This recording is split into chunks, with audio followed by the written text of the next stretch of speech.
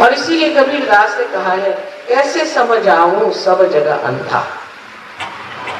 मतलब यह है कि जब तक आपके अंदर आत्मा के दर्शन नहीं होते, जब तक आपके चित्त में आत्मा नहीं आते हैं, तब तक आपके अंदर आत्म प्रकाश नहीं आता और आप अंधेरे में ही टटोलते रहते हैं। इस वजह से ही हमारे सारे समाज में जो अनेक त्रुटियां हैं, अनेक संदेह हैं, अनेक भ्रांतियां हैं, वो इस वजह से है कि ये सारी जो कुछ भी समाज की धारणाएं बनाई है, ये मनुष्य ने बनाई है। जो अनेक अवतरण अपने देश में हुए, बड़े बड़े यहाँ पर ऋषि मुनि हो गए, इतना ही नहीं, यहाँ पर जो बड़े वली लोग हो गए, जिन्हें कहते हैं कि सूफी लोग हो गए। इसके अलावा आप जानते हैं कि कीर्तनकार आदि बहुत ऊंचे किस्म के यहाँ पर लोग इस देश में हुए, लेकिन उनकी बात किसी ने समझी नहीं। उसकी वजह यह थी कि वो लोग एक स्तर पे बात करते थे और बाकी के लोग दूसरे ही स्तर पे थे, वो उनकी बात समझ नहीं पाते। इसलिए आवश्यक हमारे लिए है कि हम उस स्थिति को प्राप्त करें जहां हम इन लोगों को समझ सकें और इन लोगों के जैसे बने।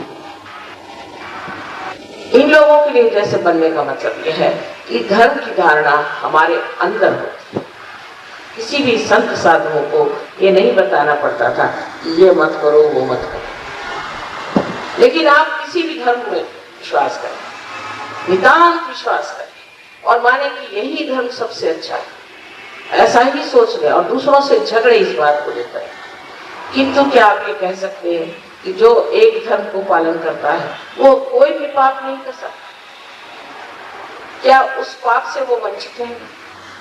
कोई गलती नहीं करे, ऐसा आप कह नहीं सकते। इसकी वजह यह है कि धर्म की भावना जो है वो सिर्फ आपके दिमागी जमा खर्च है, उसका आपके अंदर प्रवेश नहीं हुआ, वो आपके अंदर उसकी धारणा नहीं है।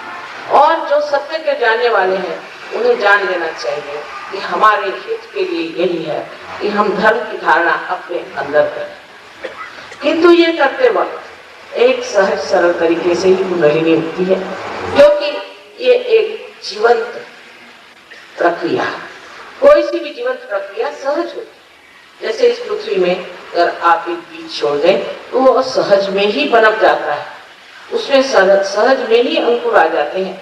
इसी प्रकार ये प्रक्रिया भी बिल्कुल सहज है और हर मनुष्य में ये कुंडलिनी बैठी हुई है। उसकी माँ उस इंतजार में, उस प्रतिष्ठा में बैठी हुई है कि उस वक्त जबकि मेरा बेटा ये चीज चाहेगा तब मैं, क्योंकि वह स्वयं प्रतिष्ठित है और वो नहीं चाहती किसी जबरदस्ती से, किसी और कारणों से वो आपके ऊपर कोई आक्रामक तरीके से आपको पुनर्जन्म दे। आपकी स्वतंत्रता को ही देखकर, जब आप अपनी स्वतंत्रता में ही कुंडलिनी का जागरण मांगेंगे तभी वो जागृत हो सकती है, नहीं तो नहीं हो। और कोई भी इस मामले में जबरदस्ती नहीं कर सकती। लेकिन सर्वप्रथम कुंडलिनी जागरण से जो विशेष रूप से देखा गया है कि आपकी शारीरिक स्थिति ठीक हो जाए।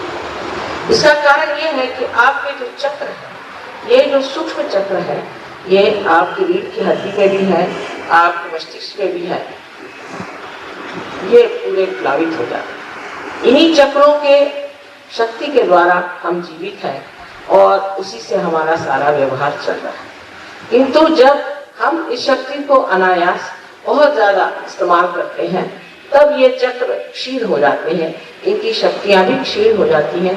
इस तरह से हमारे अंदर बीमारियां आ जाती हैं। शारीरिक बीमारियों के लिए जब कुंडलिनी जागरण होता है तो मुझे तो कभी कभी बड़ा आश्चर्य होता है कि हठात एक रात में ही लोग किस प्रकार बहुत सारी भेद बीमारियां जो कि कभी ठीक नहीं हो सकती, जिनका निवारण नहीं हो सकता, इनको सर्टिफिकेट हो गया कि 1 महीने में आप मर जाएंगे, वो एकदम ठीक हो जाती है। क्योंकि ये हमारे भारत का धरोहर, हमारा हेरिटेज, ये हमारी चीज, और इसके लिए हमें बहुत धन्यवाद देना चाहिए सारे ऋषि मुनियों को, जिन्होंने सहज योग ढूंढ निकाला। सहज योग आज तक एक एक मनुष्य के लिए ही होता है।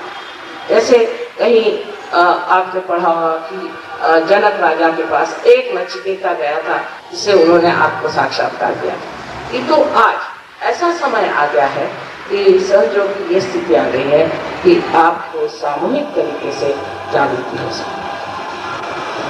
अभी जैसा बताया गया, दिल्ली में इतने हजारों लोग आए थे कि दृष्टि जहाँ तक पहुंची थी लोग ही लोग थे, और न जाने उसमें से कम 95% लोगों को जागरूक था।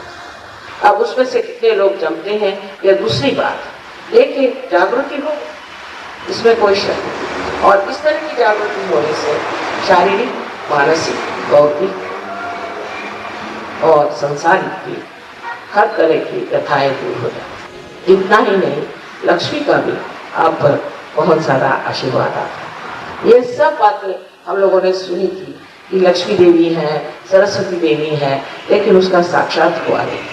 इसलिए हम लोगों का विश्वास ही उठ गया था। सोचते थे ये सब कैसे हो सकता है, ये सब सही बात नहीं है, कुछ झूठ नहीं।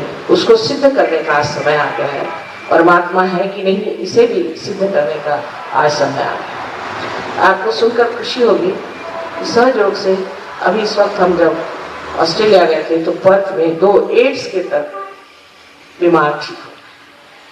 2 डॉक्टरों को दिल्ली में MD की पदवी मिली है सहयोग। उन्होंने 2 विषयों में ही किया था, पर इससे अनेक विषयों में हम देख सकते हैं इससे कार्य हो सकता। अपना देश इतना गरीब है, अपने देश में इतनी व्यथाएं हैं, इन लोगों के पास पैसा नहीं कि वो अपनी बीमारियां ठीक करें, डॉक्टरों के बिल भरें। ऐसे लोगों के लिए सहयोग बहुत उपयुक्त है। जो रईस लोग हैं उनको आप डॉक्टरों के लिए छोड़ दीजिए, ये तो डॉक्टर लोग मुझे मारने को दौड़ेंगे। लेकिन जो इतने लोग हैं संसार में, उसमें से इस भारतवर्ष में कितने लोग दुखी हैं, उनके विचार से सहयोग का फैलाना बहुत जरूरी है। इतना ही नहीं, इससे आपके खेती, एग्रीकल्चर पे, आपके पशुपालन में, सब पे बहुत असर आता है। और एकदम से देखा गया है, जितना उसमें लोगों ने प्रयोग किया है, एक्सपेरिमेंट किया है, कि ये सब चीजें द्विगुणित ही नहीं होती, कभी कभी 10 गुना चीजें इस तरह से देखी गई कि गेहूं बनाया गया तो गेहूं 10 गुना, चावल 10 गुना, इस तरह से आपकी खेती और आपके यहाँ के पशु भी ठीक हो सकते हैं। इसी प्रकार अनेक क्षेत्रों में इसका कार्य हो सकता है। सबसे तो बड़ी चीज यह है कि सहयोग से आपके अंदर शांति प्रस्थापित होती है। लोग बहुत शांति की बात करते हैं, शांति के बड़े बड़े प्रतिष्ठान बने हुए हैं, लेकिन मैं देखती हूँ इन लोगों की शांति का नोबेल प्राइज भी मिला। इतने गर्म मिजाज, इतनी उनकी स्वभाव में अशांति होती है, लेकिन उनको नोबेल प्राइज मिल जाता है। न जाने क्यों, जिनके अंदर ही शांति नहीं, वो बाहर किस तरह से शांति प्रस्थापित करें। इसलिए अंदर की शांति प्रस्थापित होती है। दूसरा, आपके अंदर साक्षी स्वरूपत्व आ जाता है। जैसे आप हर एक चीज को देखते ही रहते हैं, उसके बारे में सोचते नहीं, मतलब आपके अंदर निर्विचार समाधि स्थापित हो जाती है, जो कि आप जानते होंगे हठ योग में पातंजल ने बताई हुई है। और उसके बाद आपके अंदर निर्विकल्प समाधि, समाधि माने अवेयरनेस, चेतना आपके अंदर आ जाएगी। उसके बाद एक जो बहुत बड़ी बात इसमें देखी जाती है कि आपके नस नस में एक नया आयाम, इसे सामूहिक चेतना कहते हैं, वो जागृत हो जाती है, जिसके अनुसंधान से आप जान सकते हैं कि दूसरे आदमी को कौन सी शिकायत है, दूसरों को कौन सी शिकायत है, और आपको कौन सी शिकायत है, आप में कौन सी तकलीफ है, दूसरों में कौन सी तकलीफ है, दूसरों में कौन सी त्रुटियां हैं और आप में कौन सी त्रुटियां हैं, और उसको ठीक करने का अगर आप सीख लें, उसका तरीका, उसकी क्रिया आप अगर सीख लें, तो आप दूसरों की भी मदद कर सकते हैं और अपनी भी मदद कर सकते हैं। इसके लिए आप पैसा आदि कुछ नहीं दे सकते। सबसे पहले तो ये जान लेना चाहिए कि कोई भी आदमी, कोई भी इंसान भगवान के नाम पर पैसा लेता है तो वो आपका गुरु हो नहीं सकता, वो आपका नौकर। किसी को भी इस तरह से पैसे देना बहुत गलत है। परमात्मा को तो पैसा समझता ही नहीं, उनको क्या बैंक समझता है क्या? वो पैसा क्यों लेंगे?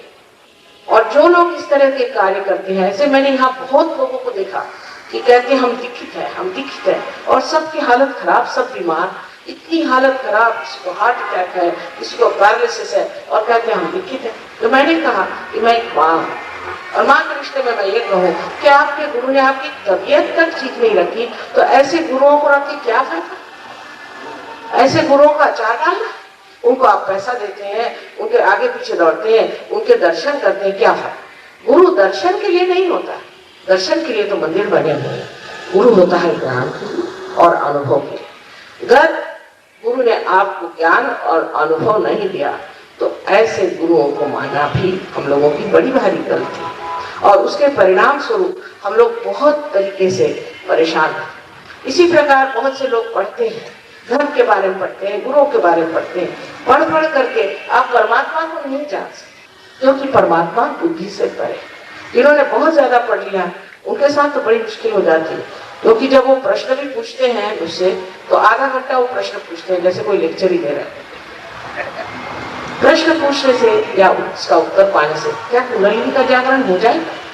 इसकी तो कोई गारंटी नहीं। कुंडलिनी का जागरण होना चाहिए, क्योंकि यह हमारे हित में है, हमारे उन्नति के लिए। उत्क्रांति में आज जो हम मनुष्य स्वरूप है, अमीबा से आज हम मनुष्य स्वरूप है, इससे ऊंची एक ही दशा है कि हम आत्म स्वरूप होना चाहिए, और जब तक हम वो आत्म स्वरूप रहते हैं हमें चैन नहीं आता।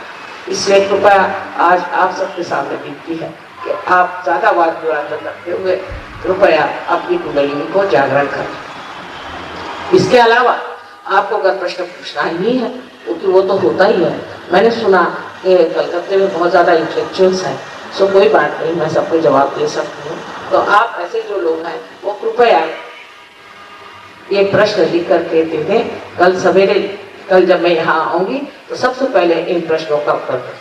लेकिन प्रश्न में किसी तरह का आक्रमण होना नहीं चाहिए, क्योंकि आपकी जो संपत्ति है, आपका जो अपना है, वही हम देने आए, आपसे कुछ लेने नहीं आए। इसलिए आपका अपना लेने में आपको क्यों दिक्कत होनी चाहिए? अगर हम कहें कि यहाँ पर एक हीरा रखा हुआ है जो आपको बेमौल मिल रहा है, उसका कोई मूल्य नहीं, क्योंकि इसका मूल्य ही कोई दे नहीं सकता, तो क्या आप प्रश्न पूछेंगे? आप फौरन दौड़ कर ले लेंगे। इसी प्रकार आपके अंदर भी एक बड़ा भारी हीरा चमक रहा है, उसे आत्मा कहते हैं। उसे प्राप्त करने के लिए प्रश्न करने की कौन सी बात है मेरी समझ में नहीं आती। तो अगर आपको कोई ऐसे प्रश्न हो तो आप कृपया एक कागज पे लिख करके और यहाँ दे दीजिएगा, मैं सबका उत्तर दे दूँगा। और मैं सोचती हूँ कि आज उचित होगा कि हम कुंडलिनी का ही जागरण करें और देखें कितने लोग इससे पाते हैं, और जो लोग आज नहीं भी पाए वो कल पा लें। आज तक ऐसा नहीं हुआ कि जो सहयोग में आया और उसने नहीं पाया। लेकिन लड़ने झगड़ने की इसमें कोई बात नहीं, इसमें कोई ऐसी बात नहीं कि जहाँ आप लड़ झगड़ के कुछ पा लें, न तो इसमें तर्क वितर्क से हो। ये आपके अंदर बसी हुई शक्ति है जो जागरूक हो रही है। इसलिए नम्रता पूर्वक इसे स्वीकार करें और प्राप्त करें अपनी शक्ति को, अपने स्वरूप को, जो अत्यंत गौरवान्वित, बहुत ऊंचा, दिव्य, ऐसा आपने अपने को अभी जाना नहीं, अपने को समझा नहीं, अभी तक आप मानते ही नहीं। ऐसा भी हो सकता है, लेकिन मान लीजिए कि आप बहुत बहुत ऊंची चीज है, क्योंकि आप मानव हैं, और मानव सबसे ऊंची चीज है उत्क्रांति में। उसे बस इतना ही प्राप्त करना है।